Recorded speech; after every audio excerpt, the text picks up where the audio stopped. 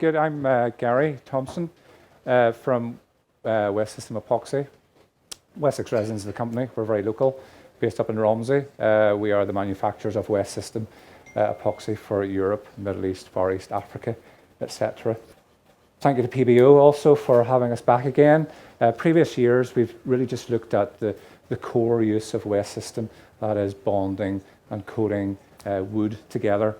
WEST SYSTEM stands for wood, epoxy, saturation treatment. So its heritage is in wood, but not a lot of people know that it also can be used for GRP repair. In fact, there's nothing better you could use, we tend to think so, for mending polyester, GRP. Reason for that is polyester is just a resin system. It's for wearing out glass fibre, but it has no secondary bonding capability, whereas epoxy is a resin adhesive. Okay, so there's great secondary bonding capabilities with it. So that's what we're going to be doing today. We're doing a secondary bond to some polyester GRP here, our old Dart 18 catamaran hull. So sort of damage we're talking about today, we're talking about repairing holes in glass fibre. Two different types of holes you would get in glass fibre. First one is from the removal of old bits and pieces of gadget and kit off your boat, so old screw holes, boat holes, etc.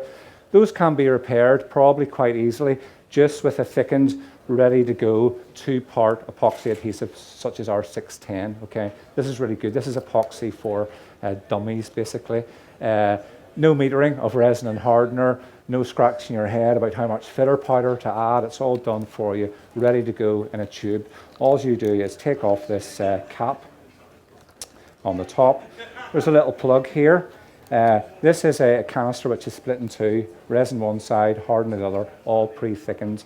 Put a little red dot on one side of the cap, which your hardener will be on, and a red dot on the corresponding side of the canister so that you know to orientate that plug the correct way.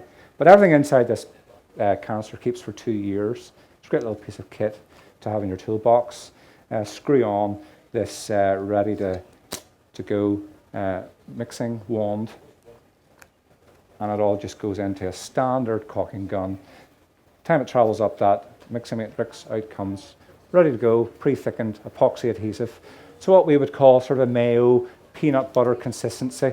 So holes up to about 8 mil in diameter, an M8 thread say, could easily be filled with this without the need for doing any other preparation for blocking up holes where you've removed things from your hull. But the type of repair I'm going to do today is a actual repair where we've had some damage to the hull. So for that, I'll just move around the other side here.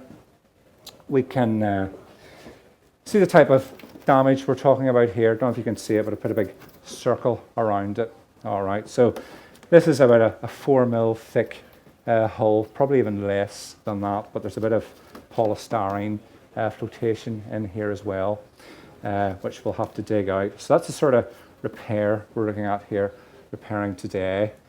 Sort of done different stages of my repair here. So the first thing we'll talk about actually is just assessment of the repair. Always working with epoxy, we always say to have a few meetings with yourself before you get going, working with the product, thinking things through. It's all preparation. Good preparation makes a good final repair. So although our repair is sort of same kind of size, again, you can see here, that's the actual visible hole in the hull. But the impact that the hull has taken to create that size of hole, the actual repair work that you have to do, the actual damage to the gel coat, to the actual laminate, could be spreading out much further with little bits of micro cracking like that. The trouble with polyester is, and why it damages so easily, is that polyester resin matched with GRP actually isn't a good composite blend of materials. The elongation of epoxy resin is 4%. The elongation of glass fibre is 2%. So the first thing to crack will be your polyester gel coat. Their actual resin system, which it is just pure resin. It will have wanted to stretch in unison with the glass fibre to the 4%, but it can't. So it's shattered, first of all.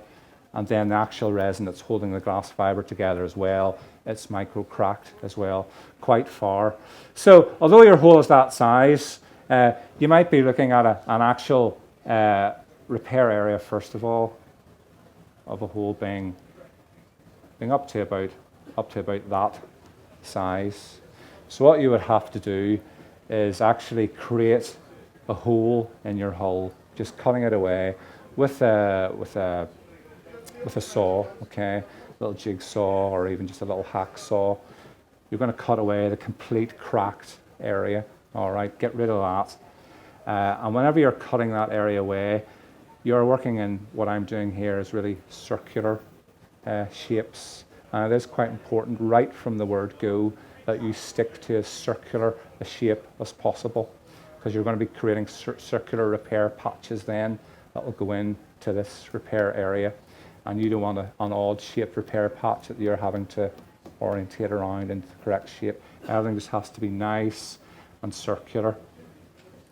Now, whenever you're doing a secondary bond with WEST System, bonding pieces of wood together into a scarf joint, we always recommend a 6:1 for hardwood or 8:1 for softwood. So that's a gradient bevel. That's really increasing the surface contact area for the two mated pieces coming together. For GRP, again, we're going to create a beveled surface, a graded surface for the two bits of GRP to meet each other, increase surface contact area. For GRP, it's a 12:1 bevel, okay?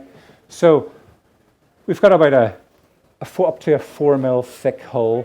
It's maybe even thinner on this hull, actually, but I would really stick to keeping in your head that we're working to 4 mil and creating a 12 times bevel. So that's 48 mil, 50 mil of a bevel on top of this that you're going to grade out, okay? So you're going to measure about 48 to 50 mil around the edge of this. So tape measures in my pocket. So you'd actually be now measuring about 50 mil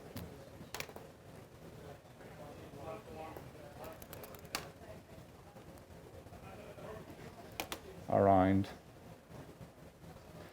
the edge, and you do this lots of times until you've got a nice circular shape. Okay, so you keep going until you're comfortable that you can join all those dots into a nice circle. Okay, I'll just continue on by hand. So you can see that a little hole that size initially has now become quite a large repair area. Okay, so we'll join all those up into a circle.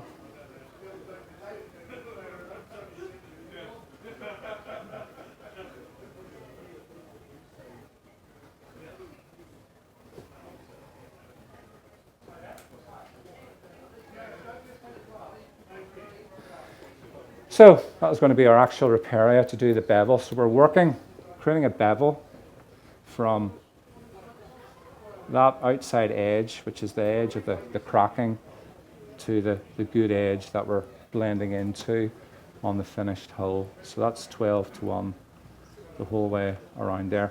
So at this stage now, you're going to get yourself all geared up with your PPE, okay? Really good dust mask. You're looking at one with the P3 filters for this work. Actual glass fibre is pretty nasty stuff. Tyvek suit as well, with the hood up, etc. Gloved up, your wrists taped, etc. All right, to keep all the dust out.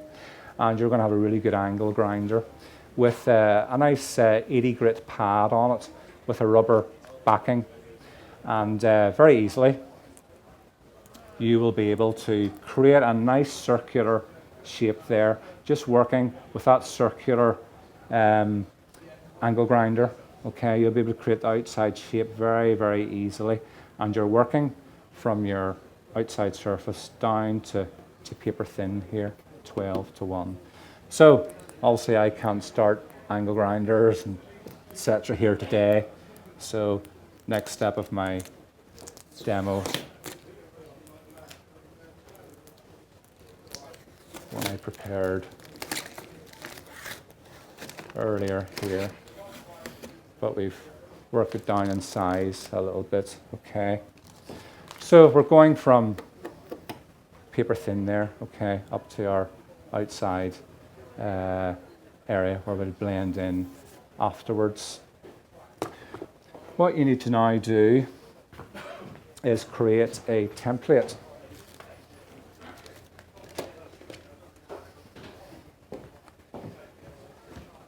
for your repair patches.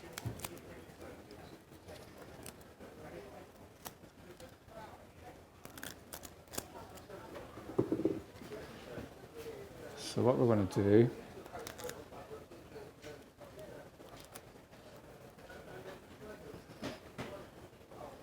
is place this bit of polythene over and just stretch it out. Nice and taut so it's lying fair over the surface.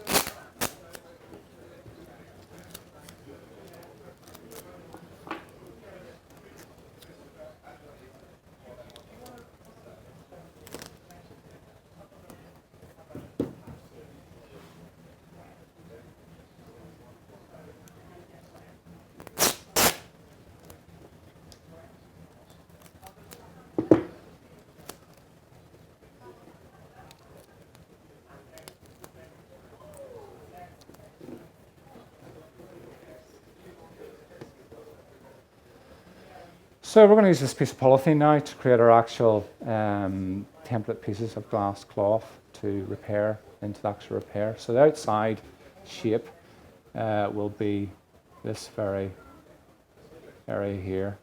It's really easy to draw your circle at this stage. Some actual pen is just almost following the groove that's been left into the gel coat by the angle grinder.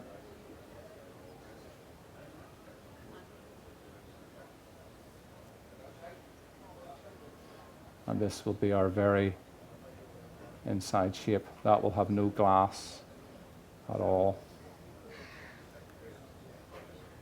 in terms of calculating it out anyway.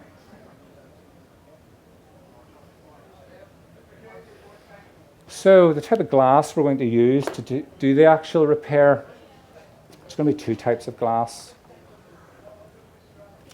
There's going to be an axial glass like this. Okay, this is structural glass fibre for creating structural hull material. This is axial because it is it's actually a biaxial fabric. Don't know if you can see it if I hold it up to the light there. You've two clear axes running at 45 degrees off the edge of the roll and passing over each other at 90 degrees. All right. And it's actually stitched together with a polyester thread. That's non-woven. That's what makes it a really good structural fabric. Whenever you start to weave glass fibre or interfere with it anyway, crimping it, you actually weaken it significantly. Another type of glass there is actual woven. We're going to use a little bit of this in our repair, but it'll just be an outer sort of feathering, okay, over the top of a repair. But this is actually woven. This is a very soft glass fabric. As you can see, it's got a satin weave, okay. This is an offset weave. You have standard woven fabrics, which are still quite rigid. This is a little bit more drapable. Standard woven fabric would obviously be a warp and a weft meeting each other. So you'd have one strand or extrusion on the weft, passing over one on the warp. Okay, so the warp I think runs the length of the roll, the weft left to right. This is an offset between the warp and the weft, where you'd have 2 on the warp and 1 on the weft. So it gives it that little bit more drapability, etc. But it is a lot weaker than standard glass, than the woven fabric. If I can just pull a strand of it out here, getting covered in it. But in tension, glass fibre is, it's massively strong. That would slice through my finger, before I would break that. But in compression, it's completely different. If we just tie a little knot in it.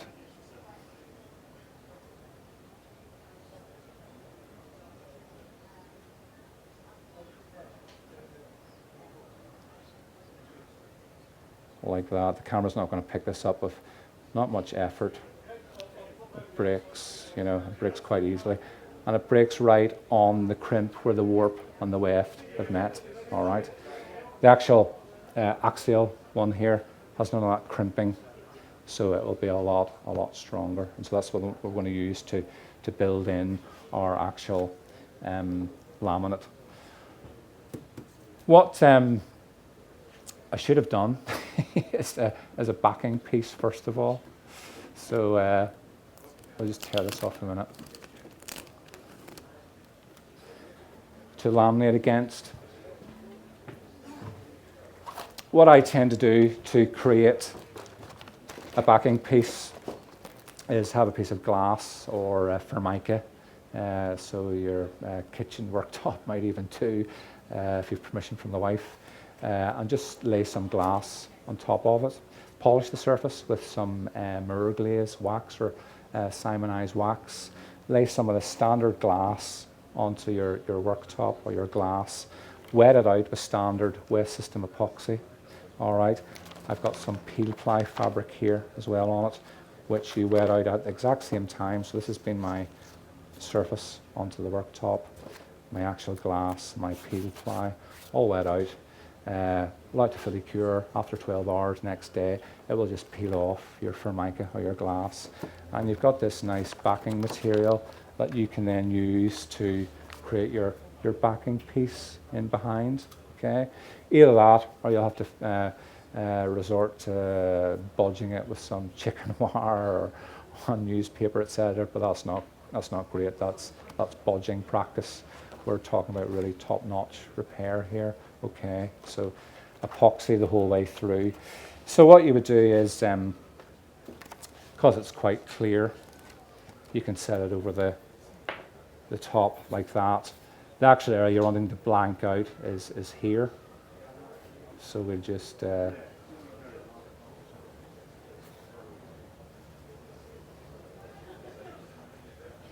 a circle, little hole there, and you can see with a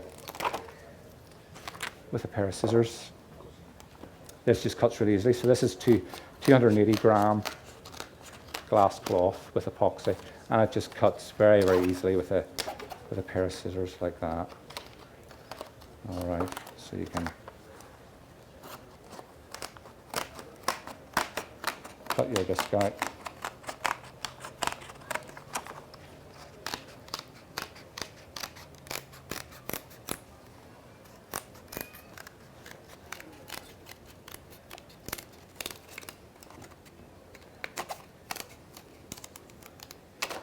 Like that. So you have the option then of piercing a little hole here, okay, little screw put through, and some string that you can then post this through the hole so it curls up nice and easily. This side that I've removed the peel ply from will be the actual bonding side, okay, so that'll post through like that very easily, and then you can stand for 5 minutes with your string, all right, or tie it off onto something that's immobile, not going to drive off on you, okay. Or another easier way, so you're not standing there for 5 minutes, is this sort of spider type mechanism we have here. All it is my disc turned into a giant button basically. I've twisted 4 strands of garden wire through, okay. They will become the very outside clamping face, so all this will post through.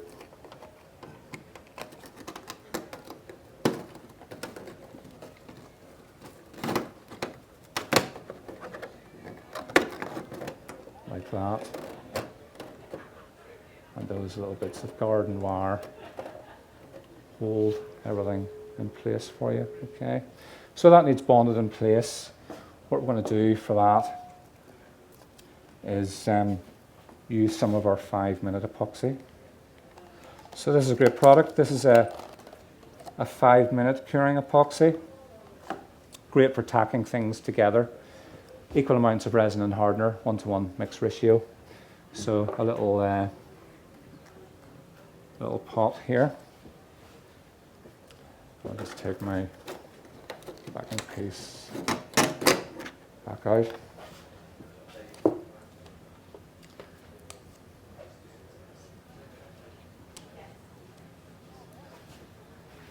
And we'll just do 2 equal amounts of a resin and hardener like that.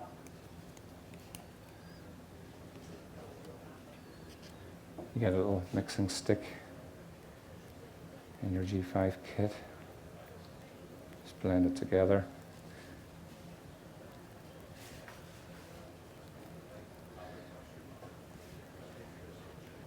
And you've got probably about a 4-minute working time with this till it starts to gel.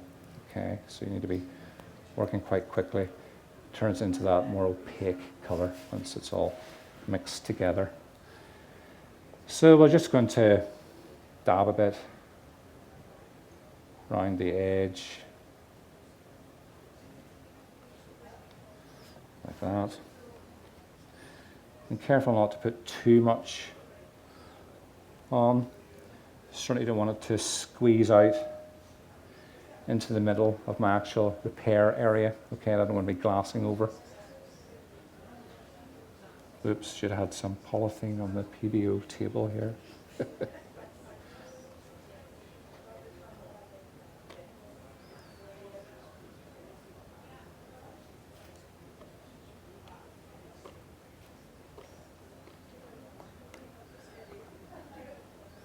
Before I do anything more, I'll just put my gloves on as well.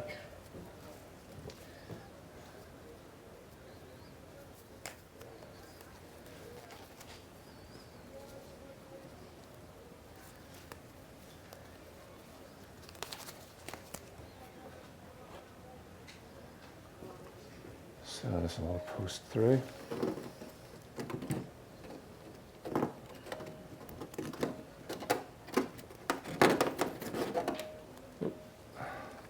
Bend it the other way.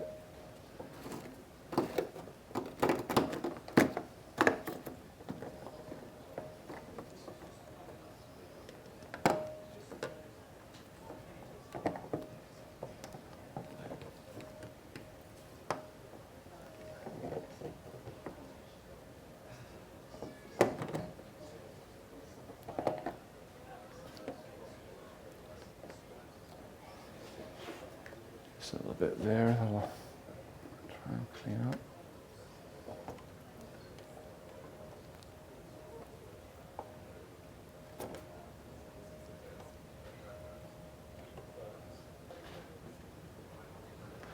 Okay, so in 5 minutes we'll have our backing piece solidly bonded in place there that we'll be able to laminate against. All right, what we'll do for 5 minutes, just while that's curing off, is look at another little bit of damage here, okay. We're not actually going to create a repair patch here. We're just going to use another product within the WEST System range, still the WEST System 105, the 205 hardener, but 402 milled glass fibre blend fitter powder. Great for repairing chips to gunnels, etc. It will be stronger still than the polyester laminate.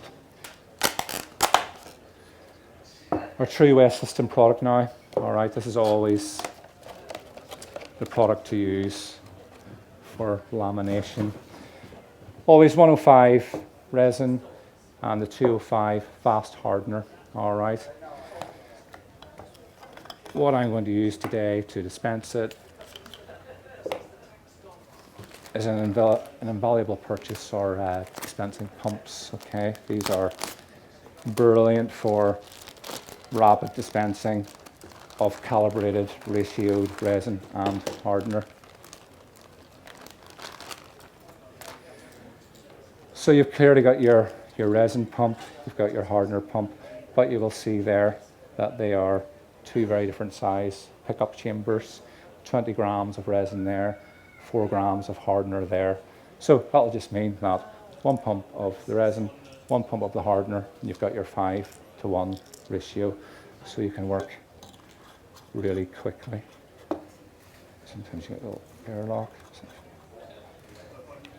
You want a little tight to get a little bit airlocked and they don't prime.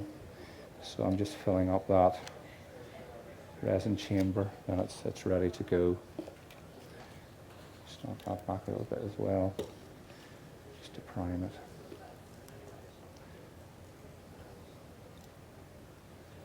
There again, one full stroke, I'll be ready to go. Just take those back up. So I'll dispense out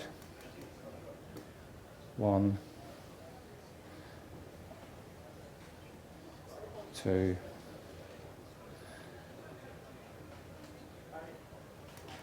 3 pumps of our resin, and so 3 pumps of our hardener.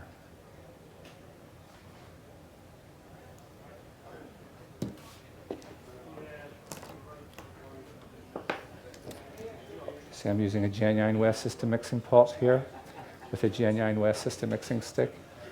All a must. The reason for that is actually our pots are square edged, and at the bottom corner there our stick is square, so we're getting right into the corner of the pot and we're mixing 100% of what we've actually dispensed. So we're not going to be off ratio. Everything's guaranteed to cure.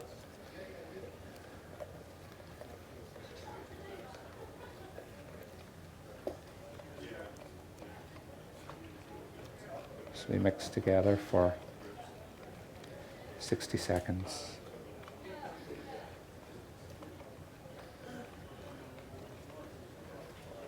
Just getting right into the corner actually. It's really important that you get right into the corner of the pot there. You get everything mixed together. So I said I was going to use one of our filler powders. 402 milled glass fibre blend. This is brilliant for GRP repair, quick repair of little chips like I've pointed out here. What it is centimetre filaments of glass fibre. But yeah, centimetre lengths of glass fibre there, but blended with colloidal silica as well. All right. There is a ratio on top of the pot which tells you how much of this filler powder to add to the resin and the hardener. And generally for high density filler powders, for every 1 pump of resin and hardener, you will add 1 heaped scoop of filler powder, okay, to get to what we call peanut butter consistency. That's non-sag consistency. But this is kind of a different product. This kind of sheets itself out actually, like chop strand matte fibre. But still, you still do stick to that ratio. So we did 3 pumps of resin and hardener, so it'll be 3 heaped scoops. Health and safety at this stage, really, you should be using a dust mask, but obviously I'm wearing a dust mask, you won't be able to hear me talk, but for your own health and safety, yeah, dust mask at this stage, because there's lots of little bits of colloidal silica floating about the atmosphere here. So you always mix your resin and your hardener together first of all. You're guaranteed to cure. Then add your filler powder afterwards.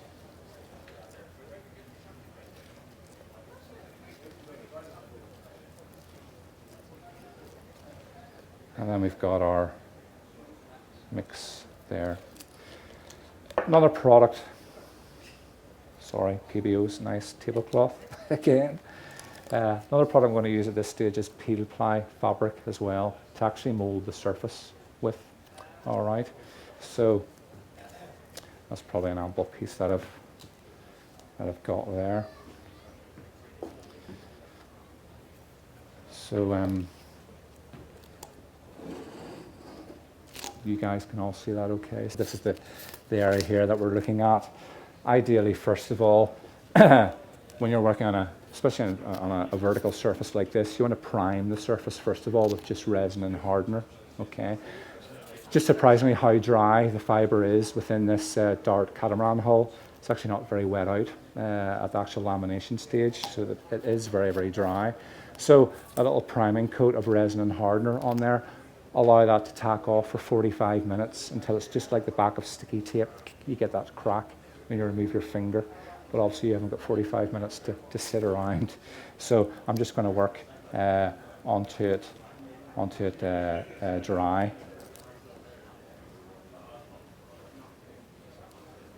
And because epoxy is so sticky, you know, it'll stick to a vertical surface. You couldn't really do that with polyester. It would just slide off.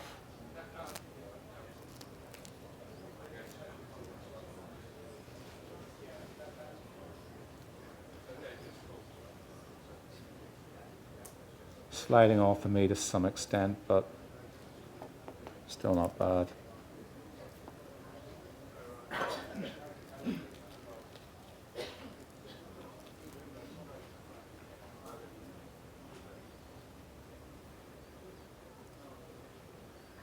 Okay, and just at this stage, I'll just switch over to just a cheap little glue brush, but a genuine West System glue brush. And we're just going to stipple that into shape.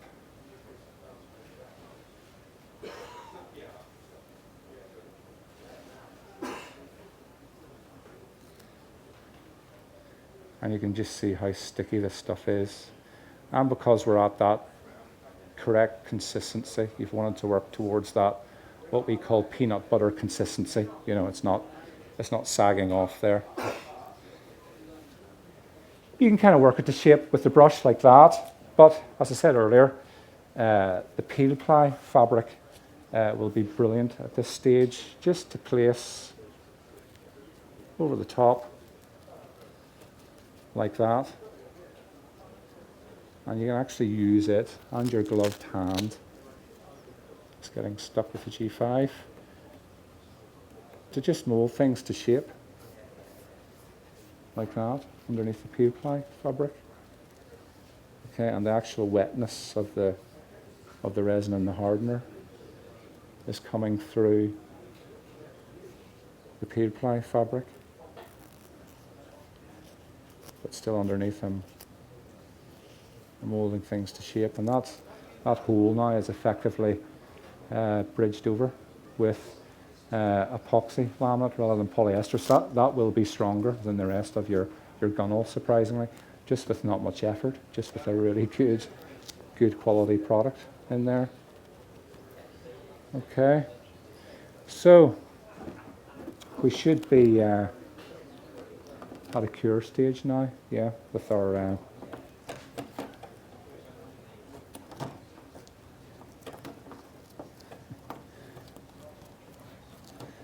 chicken wire. And that's something I forgot to bring is my pliers to cut it.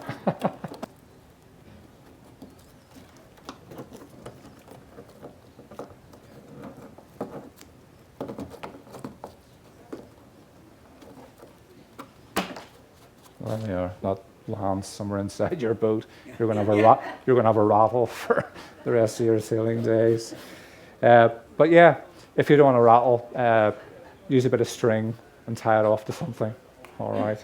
So we're ready to go now with the rest of our repair. So we're using this biaxial fabric. that has gone somewhere. There it is there.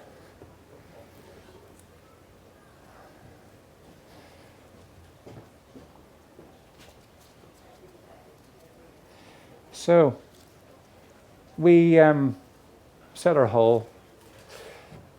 In general, you're working to about a 4 mil hull thickness there to create that 50 mil bevel. This biaxial glass fabric is going to be used now to bridge that hole. What we're going to do is create concentric discs to fill that hole. Each layer of this 450 gram biaxial glass fabric, once it's wet out with epoxy, is equal to about 0.5 millimeter in thickness. Okay, so if you're working towards a 4 mil hole, you're going to need about 8 layers of this in that area. All right, I said I was going to use some woven satin cloth as well over the top, just to finish everything off. This will all come together. So that's 280 gram in weight. That's about 3.3 of a millimeter, okay, in thickness. All right. So you can divide that up into the amount of discs you need. I certainly would drop off 2 of those discs anyway for your gel coat afterwards, and maybe even another, you know. So I would actually split this into about 4 discs. Okay, so we've got 1, 2, 3, 4. 1, 2, 3, 4. That's correct. All right, so 1.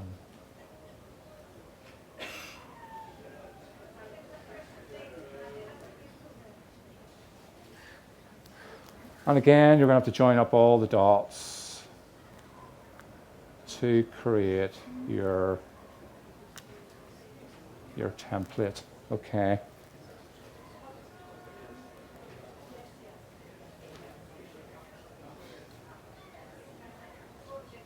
And that'll be the very outside disc.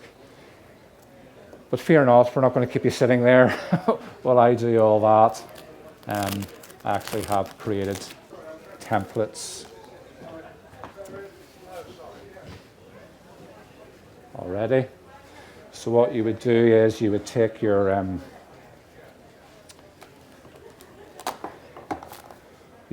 piece of polythene, obviously, to a flat surface, working on a table,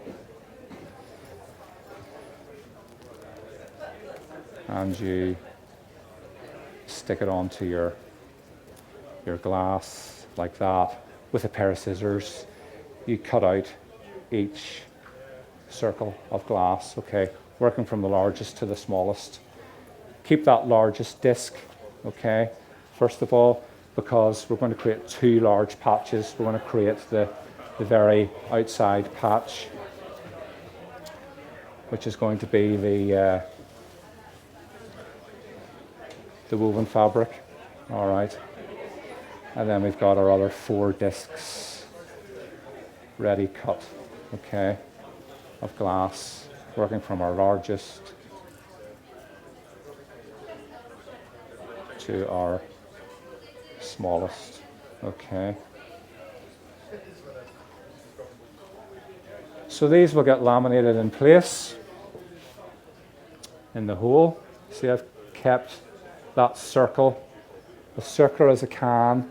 If you have it pear-shaped in any way or just a little bit oddly shaped, you're trying to figure out the orientation of your glass fabric, all right? So it's quite important that you keep that circular shape, all right?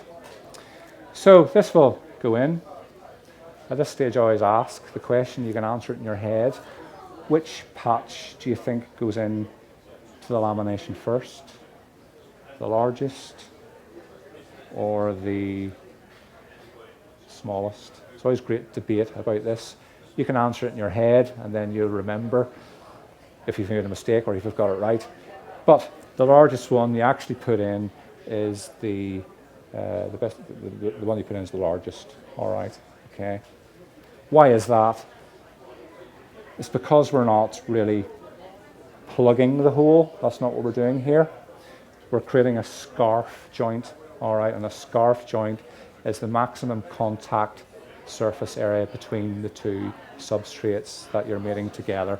So that large patch has got the maximum contact onto our bevel. Okay. So I'll just mix up some epoxy and then we'll wet that out in place.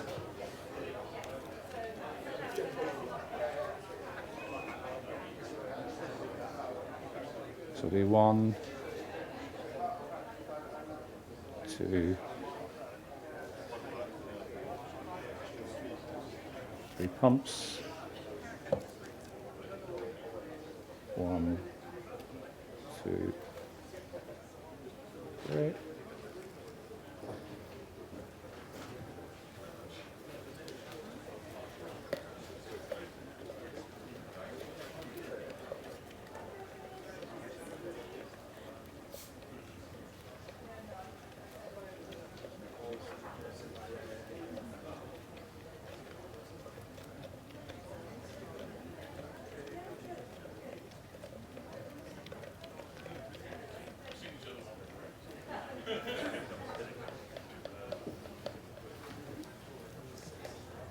Take another glue brush. So this has all been hoovered off. It's been angle grinded back with our 80 grit disc. It's always an 80 grit abrasion that you want working epoxy to epoxy. All right. We've hoovered off the dust and we've wiped it with acetone or, funny enough, West System have an even better cleaning solvent, Code 850. All right, that's a xylene butanol blend which flashes off really, really quickly. You don't want to use anything less than acetone whenever you're wiping a surface. White spirits or turpentine or thinners, any of those lesser grade solvents leave a residue that will compromise the bond. Okay, so acetone or West System 850. All right, give it a quick wipe. What we're going to do is just prime the surface. Now what you'd want to do, but again we don't have the time, just to minimize your cleanup afterwards, is mask the area. Okay, just with brown parcel tape. Again, brown parcel tape doesn't stick to epoxy, or epoxy doesn't stick to brown parcel tape. All right, so just mask around the area so you don't get these runs as we've got on our last demo. But you're going to just prime that whole area with your resin and hardener. There's a little bit of a hard spot there, so that'll be ideally bridged with a bed of the 402.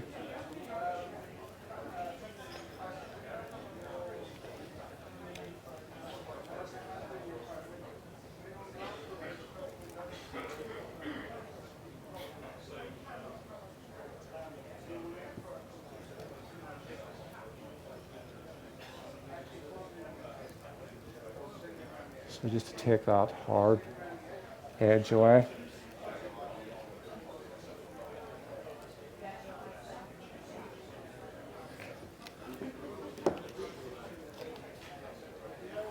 And just with our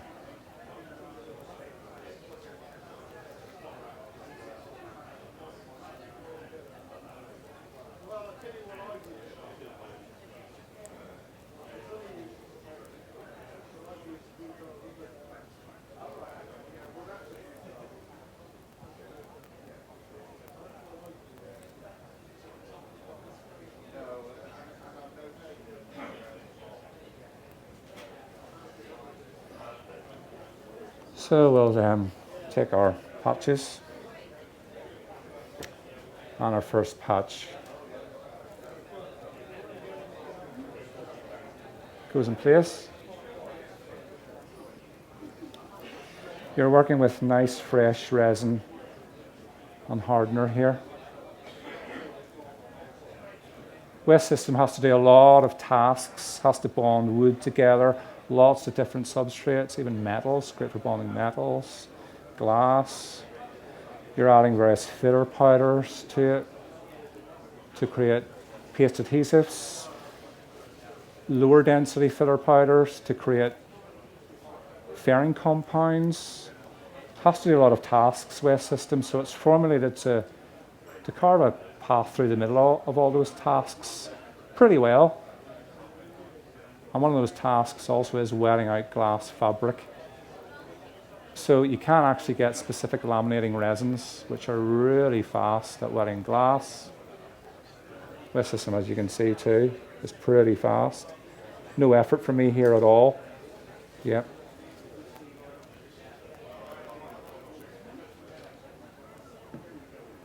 And it wets stuff out. So we would carry on, we would do our next patch, working to our smallest, etc.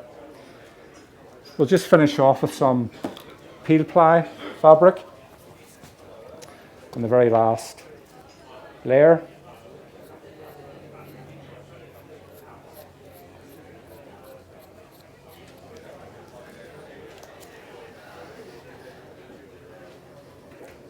So everything that's wet, we will place our peel ply over the top.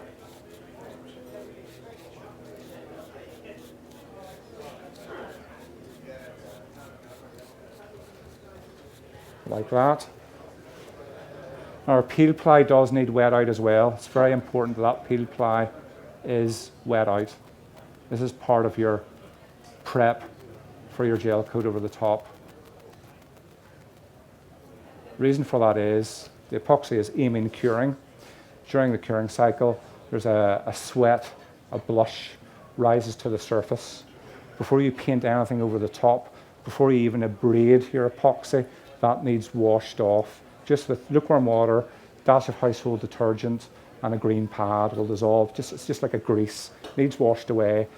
Then you abrade with about an 80 grit sandpaper again to take your gel coat, if you're going to gel coat, finish it, or a 120 grit if you're going to prime it and paint it. This peel ply fabric does both those things in the one operation. So our last bit, we have a finished repair up here. That's all cured off. Our blush has come out of the epoxy through all the layers, or 4 layers of glass. The blush is sitting on the surface of that peel ply fabric. That peel ply fabric, as the name suggests, peels away. Epoxy doesn't stick to it. So I'm peeling away the blush. Don't need to wash it anymore. But I've also left a perfect negative impression of the weave of the peel ply fabric, which is equivalent to about an 80 grit sanded surface. So this is all of your prep done. All right. Looks pretty rough. You can switch over to the low density filler powders now. And screed some filler powder in there. So that's the 105, 205, thickened with 409 to peanut butter consistency. Full cure overnight, 24 hours before you sand it. Okay, we always talk about a 12-hour cure, but before you sand epoxy, just for health and safety, wait 24 hours, all right, before you're potentially sanding or breathing in partially cured particles. That's all.